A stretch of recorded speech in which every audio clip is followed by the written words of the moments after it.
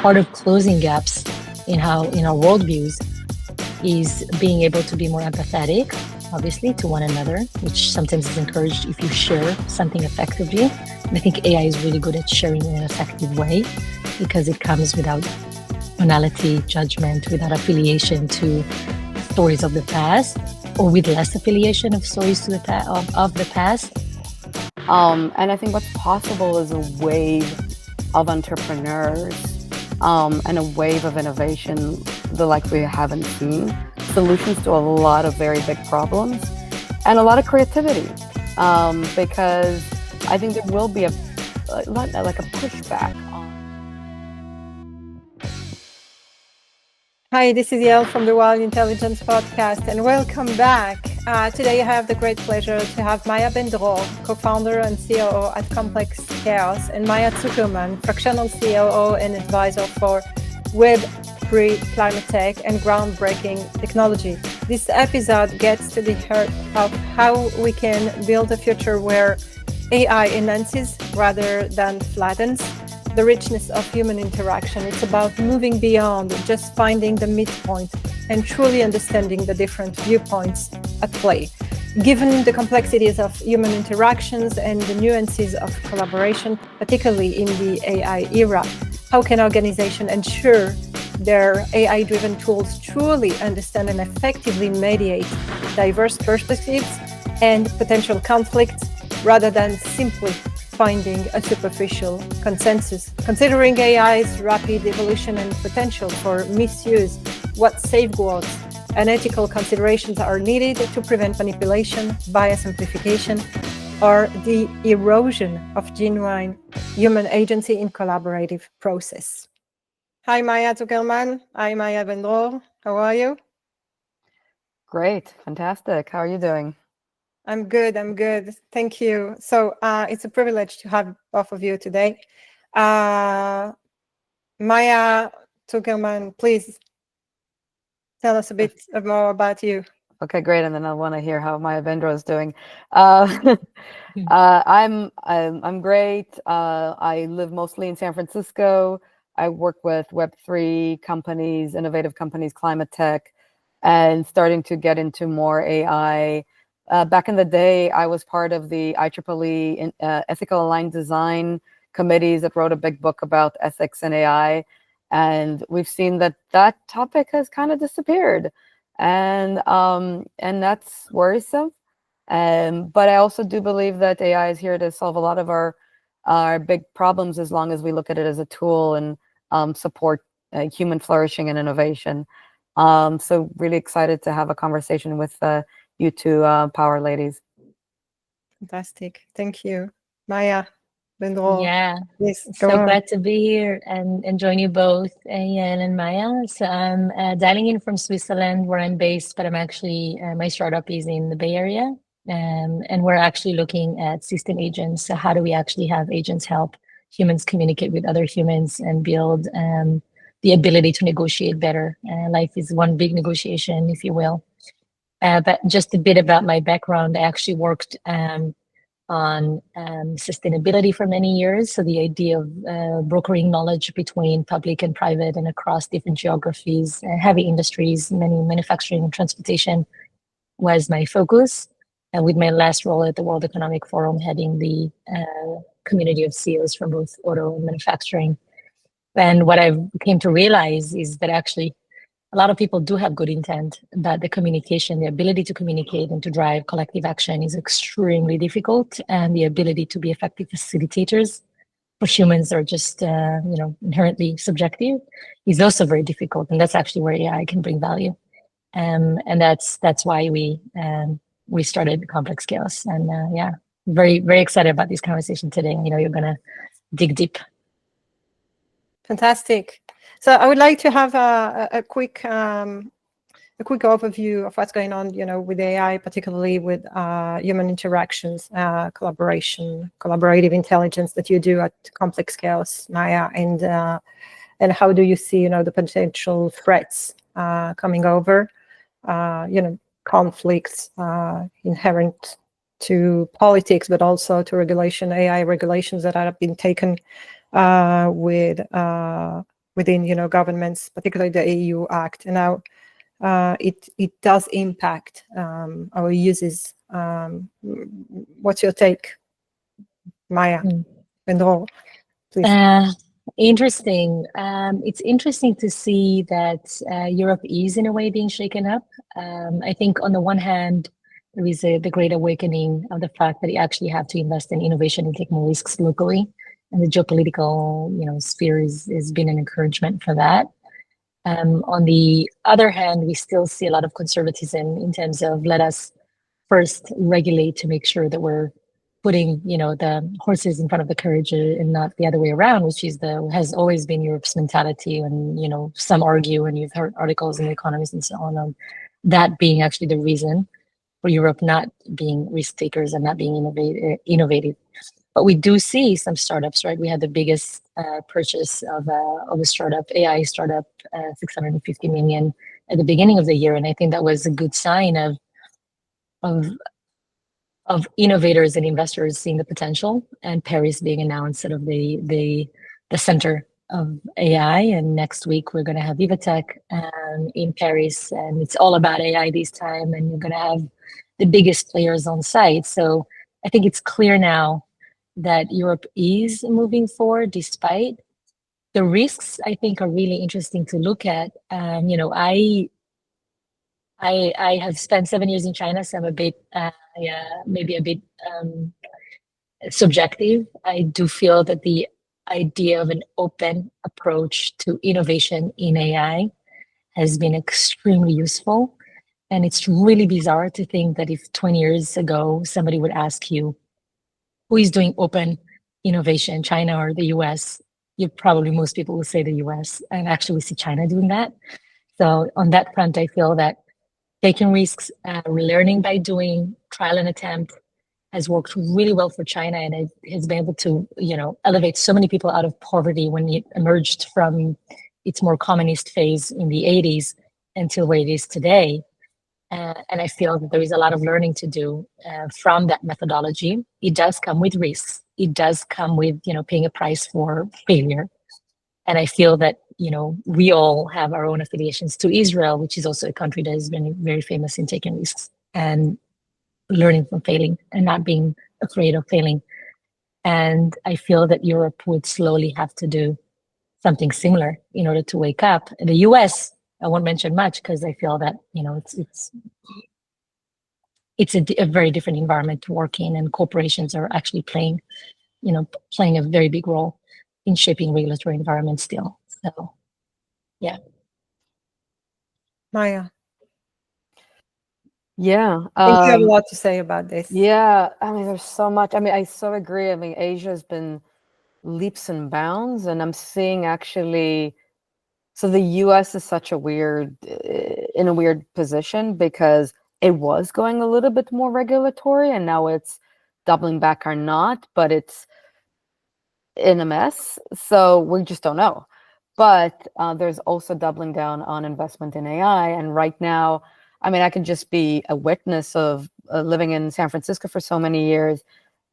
Every cafe is full of young engineers working on AI models. Why? Because I can hear them.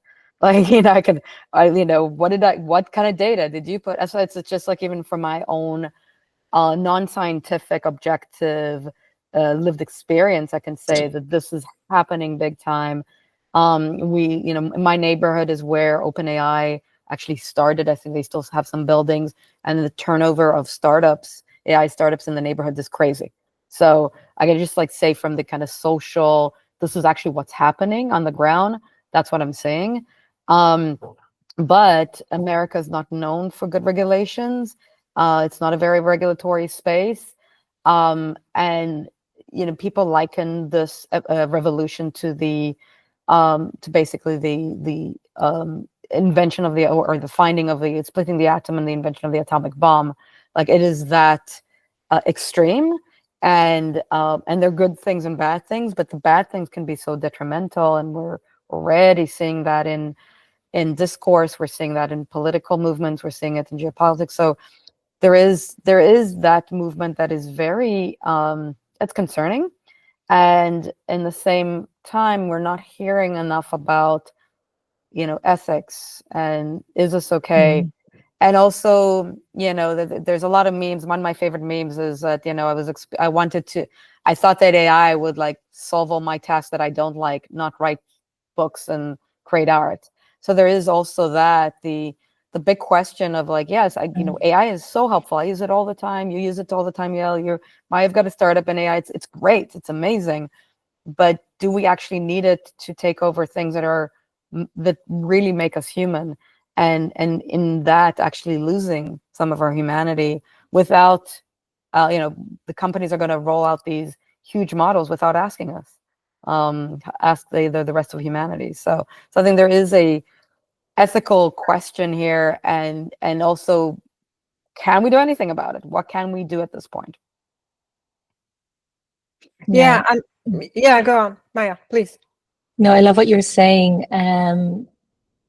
Yeah, there is a beautiful piece. It's part of a program where you have famous people reading letters of other famous people. And there is a beautiful letter that Nick Cave wrote to another singer. And he says there, it's beautifully read by a British comedian. And he says, the essence of creation, which is also the essence of love, is the process by which we create. So it's the pain that comes with the process. It's the joy that comes with the process. It's all intertwined. If you take this away and you have creation created without the process, then you actually have loveless life. And I think there is something beautiful in that. I cannot agree with you more, Maya, that it's really important on, where do we put AI to good use?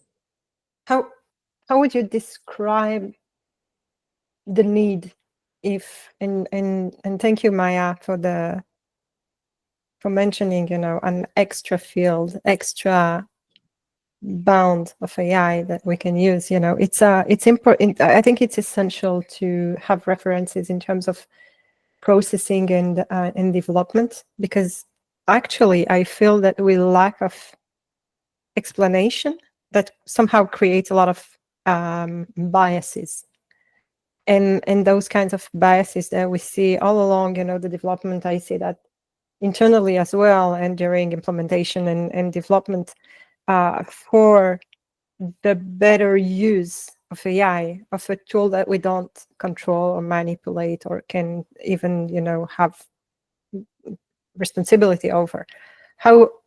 What is needed today to raise awareness and to create some responsible use? How do we ask people to improve how they address challenges in terms of AI? And the second question, and sorry, it's a bit long, but what is the perimeter that we create as founders, entrepreneurs? I'll say, I mean, it's really difficult, the issue of ethics, because what is ethical and what is moral, and who are we, and is the way that I feel, is the right way, or is there one methodology that works? A really good example from my previous world, which is sustainable mobility. We've been looking at autonomous vehicles as a big promise for many things, from the price of a ride, right? The cost of a ride could be reduced by 70%, hence more accessible, and many other value points for an autonomous vehicle. And what I really like about it is that it's a physical manifestation of AI in the physical space, public space. When I'm in San Francisco, then obviously I ride a lot of Waymos, and it's interesting to kind of experience that. When I think of China, have been doing a lot much faster because of the reasons that I've described before as well. They're learning by doing a lot of permissive behavior on a local level to try and see what works and what doesn't. They actually would have a slightly different way to manage, for the autonomous vehicle to manage conditions on the road. If it sees a dog, it might actually not sacrifice the riders in the vehicle. It might actually ignore the fact that there is a dog on the road and treat it as an object rather than as a living creature. It's a different set of, it's a different cultural setting versus In San Francisco, if there is a dog, it's a living being, the vehicle would take action. So there is something around, and that's a very simplistic way of me it's just sharing the cultural settings. I'm not trying to, I'm not trying to say that, one system is better than the other. What I'm thinking of, it's a hard problem, because what is ethical and what is the cultural context from which you emerge, and is, our Western viewpoints the right viewpoints? It's very difficult. What we're doing in our solution, we have an amazing responsible AI advisor, Ben Dror, who has been working with the biggest companies for over a decade now on helping them build ethical behavior from within. So it's less about the PR of it. What am I doing? And let me tell the story.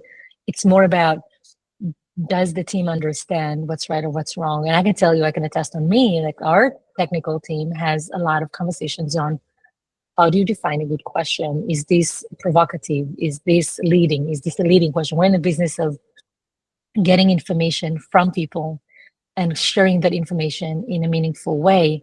And if we build bias in how we collect information and how we share that information, that we're obviously contributing to biases out there. It's very difficult to bias if you don't know what you're debiasing from. So yeah, completely. And the tech team talks about it all the time. We have very active debates on, what is a good question. We go back and we look at conversations our users have been having, and we're learning also and judging based on actual implementation. And I think it's just my rule of thumb is it's a learning curve. It's a constant learning curve. And we should be as objective as we can. It's really hard to define objectivity. Yeah, well, thank you for that. And this is, I think, part of the problem as these systems evolve. How do we know they're not biased? How do you know whose bias is in them? Yeah. We can just say that's humanity. That's a reflection of humanity and a mirror of humanity. But these systems are going so fast, and I'm looking at it from the geopolitical, social side. They say that, and it's just true. Lies go around the world at the time that the truth just wakes up and gets out of bed, right? And with these systems, it's even faster. So and some of these biases and lies are actually creating, we know for a fact, are creating terror. They're creating violence. They're creating disinformation around health. They're creating havoc. And where do we even put in the guardrails, the anti-havoc creation guardrails, the not to remove, because we're never going to be able to stop every lie, stop every bias. Like that's impossible. But can we reduce the temperature? Because right now it feels like it's viral. Like everything is viral. Everything is toxic and viral online. And what I'm interested in, and I know Yael is interested in, is this question of giving a good fever reduction medicine, not eliminating, but actually reducing the bias, reducing the toxicity. How would we even approach something like that? Also, when we start the dialogue with generative AI, we use this toxicity to address our challenges and to ask the questions. So I think the thin line, the thin boundaries that we have are just keep on being more bold. And I think there are a lot of things that we cannot control because of the multiple layers behind the curtains that we don't see. I speak about the data sets. Yeah. I speak of the unstructured data. I think about the lack of clarity from the financial world or from the biggest institutions about our private data. But also when, Maya, you spoke about sustainability. I don't know today how insurance companies use my data for the purpose of their own goals and revenues. If I use a vehicle that is full of AI, I can ask all the questions around. It prevents, from a numbers of accidents, but all the data that is gathered all around me who is using what. And the question of ethical aspects and the technical and the responsibility upon all those uses is unknown for me as a user. So it's really important here. And I want to say, and yeah, that's where my head was going as well when I heard Maya also talk about, how do we, the tension between what can we do now, given that we have this new amazing tool, but everything else, digitalization as a whole, is based on an infrastructure that is already deeply biased, right? And you're both talking about, that bias in the infrastructure, in how we operate, in the digital systems that we have already, algorithms that are pushed to do one thing or not the other. On the temperature check, Maya, you talked about, okay, that's really hidden. And you work with Yael about these topics as well. There is, to me, it would be really hard, but it's true everywhere. It's really hard to drive change if the infrastructure is flaws or is wrong. So there is something fundamental that needs to change. But realistically speaking, we can't do that. We can't really commit to a change at that level because that's not up to us. Right? There is something, there are a few big ones that actually, a few big players and governments that can change that over time. We need, in the innovation space, we need to try and bring more coherence into ethical processes and really make it part of a routine check. Any debug, any improvement, any new feature that we're introducing, we should always have this checkbox of, did we think about ethical implications?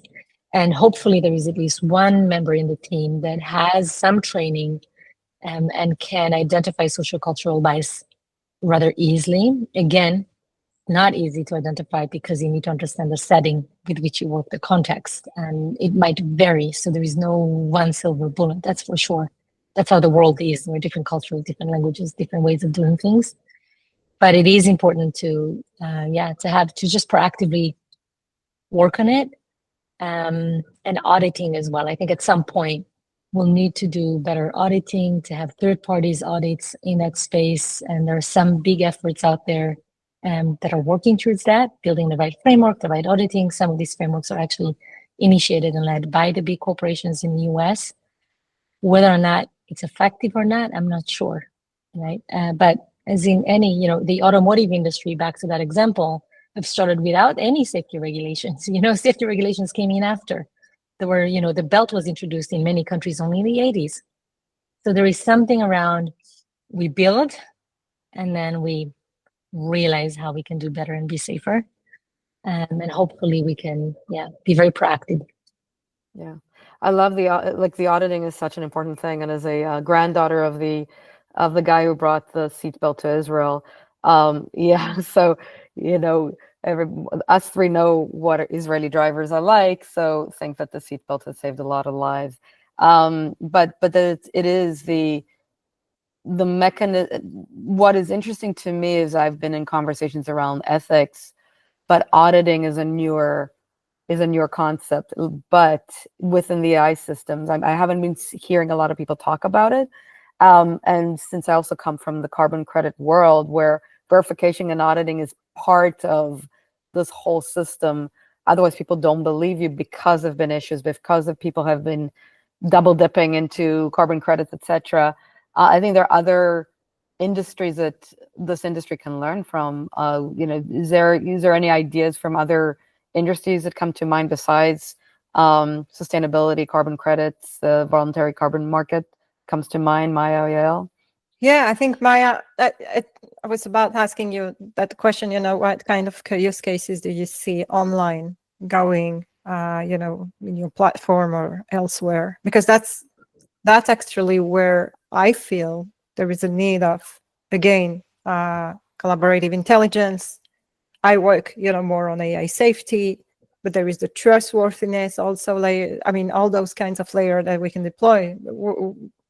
What are the most sensitive industries that you think need those kinds of ethical frameworks? So to me, I would say I think we need it everywhere, because the solutions are typically not just industry-based solutions, are replicable in most cases. I do see the health and finance industries. There's two industries that have traditionally been very data dependent, and therefore, and very accurate. Accuracy is really important for these two industries, and therefore they have invested in robust infrastructure usually, and have good IT and security systems as well. And I think they're the first to actually be ready, AI ready in many ways, and just as they are ready to introduce any efficiencies in data management space and data protection space. So I think these two, if I'm to pinpoint two, but I do want to say, and I feel like I maybe haven't done justice to the fact that we evolve as humans as well. So I feel like we have kind of, we might be in our mindset where we are now, and we might evolve over time. And those of us that have, past our 30s, we kind of realize that actually we, within our own lifetimes, have evolved through phases where actually maybe things were more black and white when we're younger, and maybe they're to be grayish as we grow older, and complexity is something we can now live with, and ambiguity is something we're more comfortable around, because we realize life is a constant change.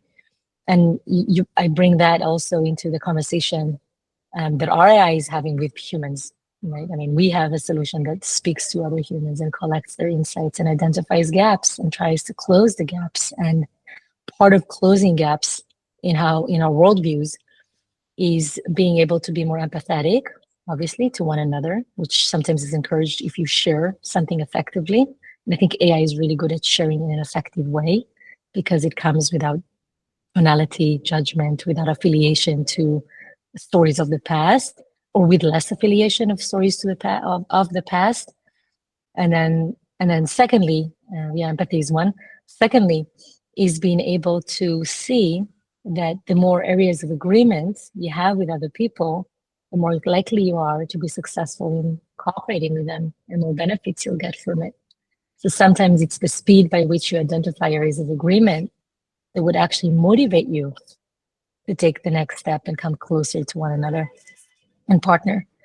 So I feel there is a lot of dynamism that is happening right now, or could happen if we use AI in the right way, in contra to how we've seen digitalization and social media make us behave, which is polarizing us and putting us in very specific profiles, that have been created, right? We've been profiled. What profile do you fit? And let me put you deeper into that profile. So hopefully we have an opportunity now to emerge into a closer, more convenient, human-like behavior with one another. It's interesting, because I think we still have the time to take control. Maybe it's not the right word, but take over our future. Try to redirect the trajectory that we want to enhance to humanity, because it feels a lot like we got this first big eruption of Gen AI, out of nowhere.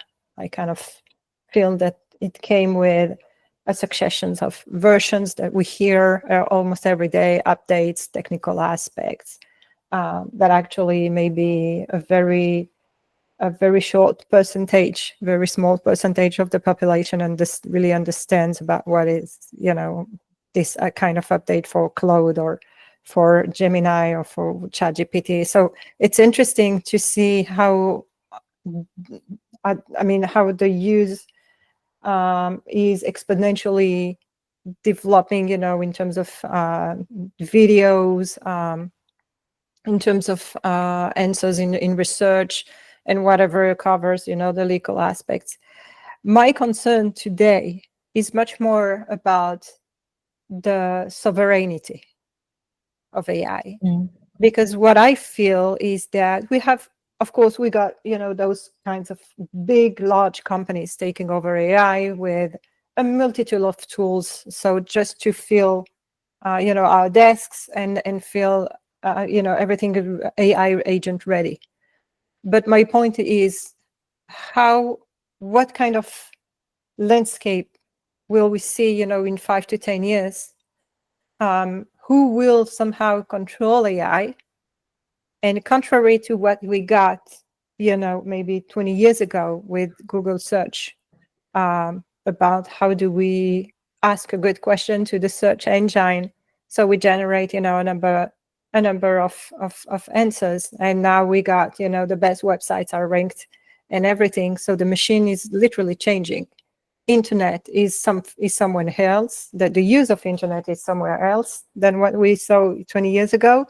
And AI today is literally breaking every kind of boundaries that we deployed 20 years ago. So the real question is now, one, what do we optimize for? And two, who is going to take, this, if ever, this sovereignty over AI, over the tools? I want to go back to what Maya said before about carbon markets, right? I mean, sometimes if you don't, when you want to create a new commodity where it's not perceived as such, or it does not, the scarcity of it is not well understood, you simply have to put a price on it.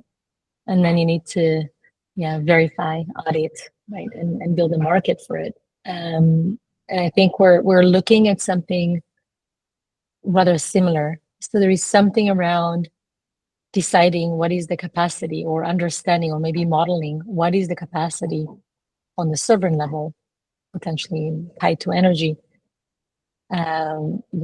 energy growth, or our ability to generate the right loads to power GPUs. And then you say, okay, so this is my capacity. If this is my capacity in 10, 20, 30, 50 years from now, which is going to be a regional capacity probably, unless we trade energy as we've done before. And we've also seen the consequences of overly dependent on external energy resources, right? I mean, I'm alluding now to the war in Europe, but you would probably have to think deep on, okay, if that's my capacity, then actually GPUs will be a commodity and it will have a limit. And if it does hit a limit, then I probably want to prioritize specific tasks or specific users that are essential for operations that are becoming my new infrastructure.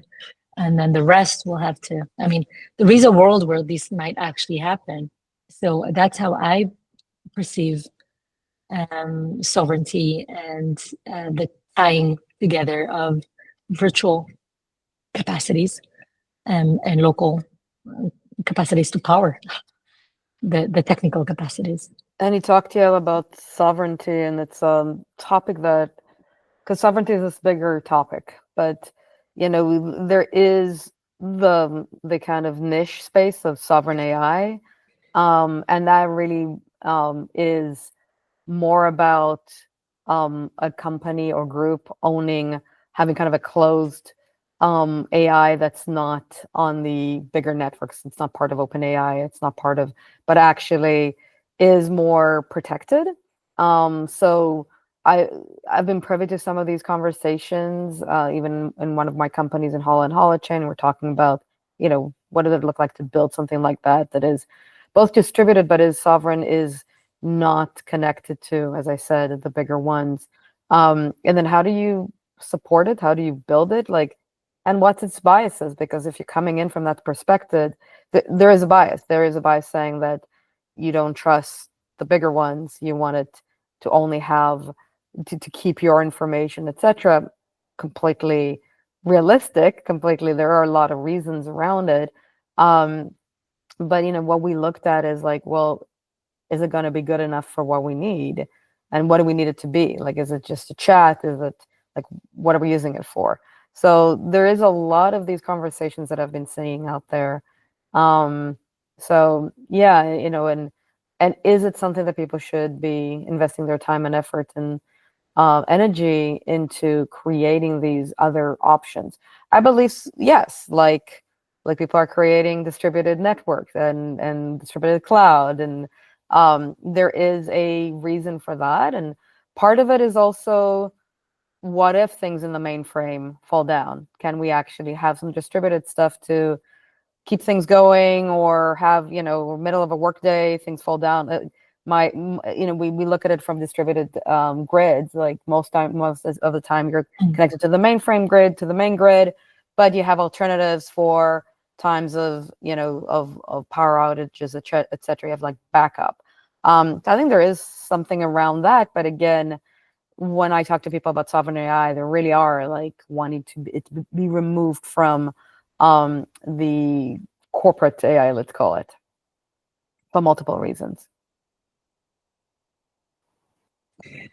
Yeah, go ahead. Sorry, Maya. Just to add a data point. So Capgemini had this research right at when the AI bubble started, and said that this is actually going to be one of the top geopolitical issues in the coming 5 years. And global tech, mainly global tech executives, it's less about innovators now that are heavily dependent on bigger players, but it's global tech, the build or, the make or build kind of decision point was emerging last year. Like that was going to be one huge issue. But then again, it's where I take it also back to where you are, what industry you're in, connecting it to the previous point, and what market you're in would probably shape your decision right now, and the kind of fallback plans that you have, or the resiliency plan and risk mitigation plan that you put in place. Yeah, but we do see, we do see a lot of big players heavily thinking of how to do that. We see NVIDIA and so on, sort of the big GPUs companies we see now in the project in the UAE. We see partnerships that are actually designed to be collaborations with actors that, to me, at least, it wasn't intuitive to see that collaboration emerge. And it kind of shows that there are multiple ways by which you build sovereignty. Either you do it because you actually protect and you kind of your own island, your own cloud, or do you operate in various clouds, similarly to how we operate in a physical space? I like my analogy again. Like, okay, so manufacturers around the world right now with the trade wars understand I have to have different operations and different value chains for different markets. It's one resiliency mechanism. So maybe that's one approach as well in the AI space. I think it's a very tough question that we ask here, because actually when we see the movements from various governments together with tech giants deploy spaces, enormous spaces, and invest in specific locations around the globe, it's both geostrategic but also very meaningful for the ongoing stream of innovation. And I want to separate technology from innovation, because what I see is that there is a lack of collaboration, at the geopolitical level, and you mentioned it, Maya, between China and the US and Europe, with their very own views, despite the fact that they have fantastic entrepreneurs, but there are a lot of imbalances that are currently created because of those kinds of decisions in terms of investments and strategies. And I guess the views about AI, and probably, as you mentioned, Asia and more particularly China, saw it coming maybe 20, 30 years ago in terms of development, also because of their capacity to produce what is needed, in terms of materia for the processing and everything that about the GPUs. But my concern here is, again, who is deciding for us, at what level, and what kind of business or company do we want to have to be at the international level, because obviously everything changes, the workforce, the decision-making processes, and it is more and more related to what's happening at the geopolitical side. It's a very, very concerning, I mean, at least on my end, and very difficult challenge, because I don't know what kind of service of at least AI safety should I apply in a specific industry, what kind of uses I want, to deploy for a specific company, if they're allowed to use this kind of service. And because of the multitude of agents, that is like just crazy and goes far above, the numbers of people that are on Earth. I mean, where do we go? It's and who is going to use what kind of AI tool? So those are several questions that I'm asking. What's the next step for AI? Agentic is still being spoken of as something that is still going to be in hype for the coming years. I think it's clearer now that it's less about training a model, it's more about applying it. So it's the applicability layer that is going to be really interesting. And that actually means that our attention should probably be with the specific actors that are really responsible for the building of models that are heavily used, rather than the application layer, even though the application layer is still important. Yeah, I think there is going to be, AI is not going anywhere for sure. I think there is going to be a change in how we feel about AI. I think many people started already playing with it and getting more comfortable and realizing the power they have within their fingertips to create and to do things, not just at speed, not just with greater efficiency, but also able to do things, we didn't think we could do before. It kind of reminds me of COVID. When COVID started, many people started baking bread or cutting their own hair or doing a bunch of stuff, house chores that they would automatically go and ask help for, and now help with. But now we're doing things our own. I think we're having this second wave, like in a way similar to COVID, and how we are able to do things on our own. To me, one huge question that remains is how are we changing our education system and the way we bring humans into this world that is just gonna look very different just 5 years from now, 10 years from now. I know I'm asking myself, what should I do to make sure that my kids are ready for that world? Because I have no clue how it's going to look like. And I do know that the skills and talents that they might need and their ability to move in this world will be, heavily shaped by how they're being prepared. So to me, that's one huge question that remains. But again, also fear not. I think there is something around, back to Maya's point from earlier, the opportunity. It brings us opportunities as long as we have our own sense of agency, and we realize where do we want to see AI in our private lives, in our professional lives, being open. Maybe new things will come and new things will come, and letting it in, but constantly checking and validating that this actually brings me value. I'm not falling into a behavioral lock-in or a behavioral trap. And I think that's everybody's responsibility. There is no one big government or one big corporation that is responsible to protect us from that. I think it's really us doing it the right way right now, as opposed to how we've dealt with digital social media before. I think now we need to be very aware. Yeah, this is all great stuff. There's a lot. I don't want to talk about at the end here as fear, because there's a lot of things that are worrisome, and geopolitics is like top of mind, and loss of agency, loss of creativity. So I'll name those. I'll just put them on the shelf. Let's talk about what's possible.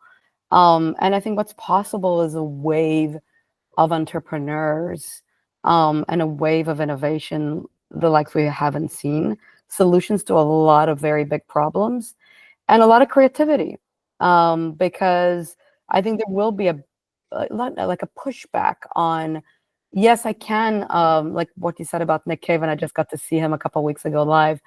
It is the process. People are going to go, well, there are things that I hate the process. I work with a lot of, I'm a fractional COO. If I don't have to start a new draft for a policy ever again, I'm very happy. I don't need that. I don't need to do that every time. I'd rather actually have my Gemini or one of the other chats do that first draft for me. But I think we're going to discover, and humanity is going to discover, the things that actually matter. There is a conversation that I read an article about. In the future, we're going to have writing gyms because people will stop writing, and then all of a sudden they're like, no, I want to write. So I think there is going to be, that's where my hope is. But I think, again, like we have a poly crisis, and we need help. And I think if we actually go AI for the rescue, or not for the rescue as a tool, not the humans for the rescue first, team human first, but AI is an amazing tool to support all of us to think clearer, to summarize ourselves, to get to the kernel of truth we're trying to get to as we're developing new ideas, we're developing new projects. I mean, I've already seen the way it's been supporting some of the projects I'm in, a project I'm with Yael, and to just like going deeper and deeper faster and supporting 2 entrepreneurs do the work of 20 people as we're trying to solve very difficult problems. So I think that's my hope, that in the utilizing of more agents, the utilizing of our own brilliance as humans, but using AI as our tool, we can actually solve the biggest issues faster. And we need that right now. It's interesting, and thank you for mentioning great points. It's interesting because you both speak about somehow the balance that we can bring to the table as human beings. One is about, education, and I'm thinking a lot about it. So obviously, about the future of education, who is going to be the teacher of our kids, if it's a robot or if it's just a screen. And also, there is this point about the workforce. Will we speak about a workforce, or do we speak about, just a team of people, a group of people that connects fractionally? And when I speak about fraction, I speak about my half worker is an agent or a series of agents, and I'm the thinker. I'm the creative thinker. So I think we already see some signs on the market, still very nascent, about what's up next. But still, I had already this conversation about, who is going to be the plumber. Is it going to be still, we need hands. We need human hands, obviously. We need human thinking, obviously. I'm not sure, those all those who have PhDs or MBAs or that will be immediately replaced. It's interesting, but I feel the fear and the FOMO, but I also think that there is a lot of space that we didn't even explore about our capacity to think and to develop new product and innovation, particularly. And I think it's also a challenge for us to prove our humanity. And I come back to it because we mentioned a lot about social media. We speak a lot with Maya about harmful content. I see that also in terms of how do we address the challenges and how Gen AI can answer, helps us answer to the challenge internally as a company and a business. But I'm not sure that it fills the gap of what we have missed in terms of human expression and ontology. And there is this part that remains unanswered, that I think that we have to make this effort, one as a collective thinking, to maybe recreate the system thinkings that we've been created in another manner, in another way. How do we make the things? I'm maybe too optimistic and utopist, but I think we have a lot to do and a lot to contribute. And it's really interesting to see where do we want the balance to be between the human and the machine. Thank you, ladies. That was impressive.